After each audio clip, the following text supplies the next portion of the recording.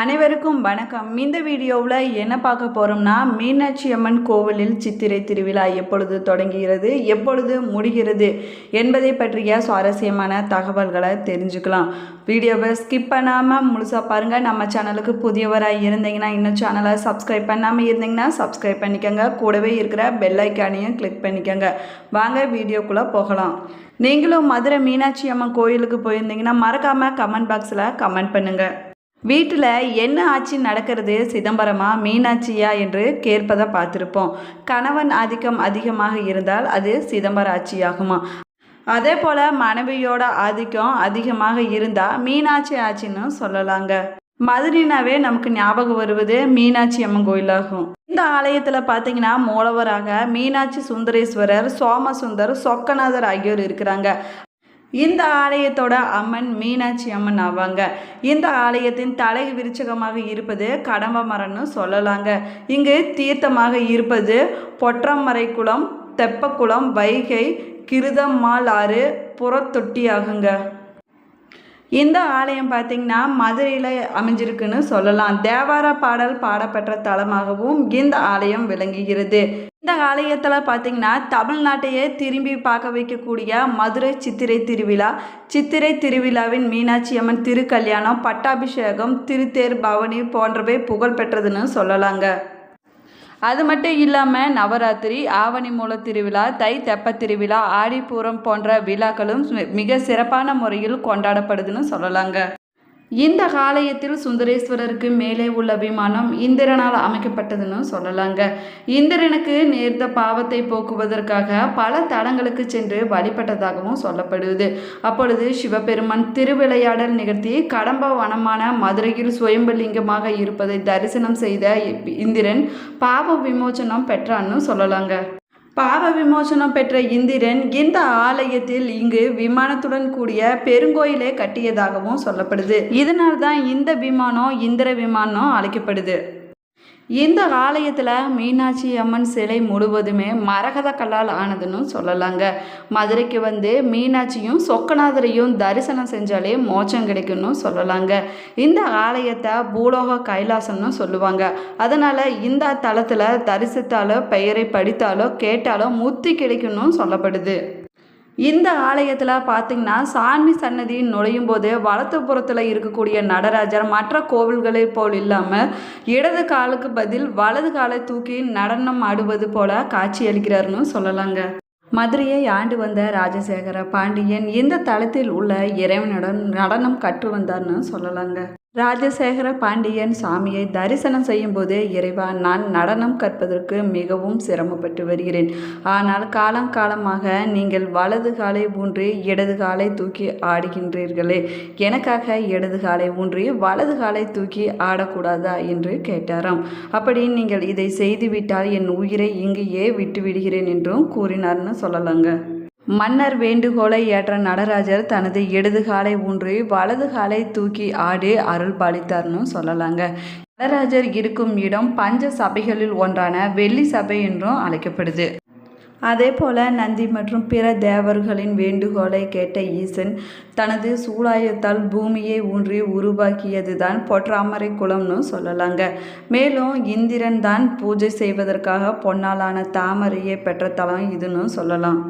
இந்த குளத்துக்கு பார்த்தீங்கன்னா சிவகங்கை என்ற பெயரும் இருக்கிறது. இந்த பொற்றாமரை குளத்தில் அமாவாசை, கிரகண காலம், மாத பிறப்பு போன்ற புனித நாட்களில் சாமியை நீராடி தரிசனம் செய்தோம்னா எண்ணற்ற பலன்கள் கிடைக்கும்னு சொல்லப்படுது. அதே போல் சிவபெருமானை மனமுருகி பாடிய தேவார பாடல்களில் பாடப்பெற்ற 274 சிவாலயங்களில் இது 192வது தேவார தலம்னு சொல்லலாங்க. அதே போல் 51 சக்தி பீடங்களில் இது ராஜ மாதங்கி ஷியாமலா சக்தி பீடம்னு அழைக்கப்படுது. மதுரை மீனாட்சி அம்மன் கோவில் பார்த்திங்கன்னா சங்க காலத்துக்கு முன்னாடியே கட்டப்பட்டதுன்னு சொல்லலாங்க. அதாவது 2300 முதல் 3600 ஆண்டுகளுக்கு முன்பே இந்த கோவில் கட்டப்பட்டிருக்கலான்னு சொல்லப்படுது. இந்த ஆலயத்தில் பார்த்தீங்கன்னா சாமி சன்னதிக்கு இடது புறத்தில் உள்ள ஆயிரங்கால் மண்டபம் அமைஞ்சிருக்குன்னு சொல்லலாம். கோவிலில் மற்ற மண்டபங்களை விட இது மிக பிரம்மாண்டமான அளவிலும் மற்றும் பெரியதாகவும் காணப்படுதான். இதனை 1497ஆம் ஆண்டு மதுரையை ஆண்ட முதலாம் கிருஷ்ணப்ப நாயக்கர் காலத்தில் அவரது அமைச்சராக இருந்த அரியநாத முதலியாரால் கட்டப்பட்டதுன்னு சொல்லலாங்க. இந்த மண்டபம் பார்த்திங்கன்னா ஆயிரங்கால் மண்டபம்னு அழைக்கப்பட்டாலும் கூட 985 தூண்கள் மட்டுமே காணப்படுதான். இதில் 22 இசை எழுப்பக்கூடிய சிறிய தூண்களும் காணப்படுது. இருந்தாலும் தூண் சேதமடைஞ்சு விடக்கூடாது என்பதற்காக பாதுகாக்கப்பட்டு வருதுன்னு சொல்லலாங்க. மீனாட்சி அம்மன் கோவிலில் சில சன்னதிகளை கட்டுவதற்காக திருமலை நாயக்க மன்னர் முடிவு செய்தாராம். அதனால் ஊருக்கு வெளியில் மண் எடுத்தார்னு சொல்லலாங்க. அதுதான் தற்போது வண்டியூர் தெப்பக்குளமாக இருக்குதுன்னு சொல்லப்படுது. இங்கு மண் எடுக்கும்போது இந்த முக்குருணி விநாயகர் கிடைத்ததாகவும் சொல்லப்படுது. அதை மீனாட்சி அம்மன் கோவில்லையே மீனாட்சி சன்னதி சுந்தரேஸ்வரர் சன்னதிக்கு இடையில் கிளிக்குண்டு மண்டபத்துக்கு வடக்கு பகுதியில் தனி சன்னதியில் முக்குருணி விநாயகர் வைக்கப்பட்டுள்ளது. விநாயகர் சதுர்த்தி இந்த ஆலயத்தில் உள்ள முக்குருணி விநாயகருக்கு வெகு விமர்சையாக கொண்டாடப்படுதுன்னு சொல்லப்படுது. இந்த ஆலயத்தில் உள்ள சிலைகள் அமைப்பு பார்த்திங்கன்னா இயல், இசை, நாடகம் என 3 தமிழ் இசையும் விவரிக்கும் விதமாக அமைஞ்சிருக்குன்னு சொல்லலாங்க.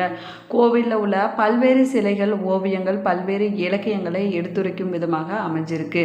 இங்குள்ள பல தூண்களும் சிலைகளும் இசை பாடக்கூடியதாகவும் இருக்குது. இந்த ஆலயத்தில் உள்ள நடன சிற்பங்கள், நாடக சிற்பங்கள் அமைந்த முத்தமிழை முழுவதுமாக எடுத்துரைக்கின்றன என்றும் சொல்லலாங்க.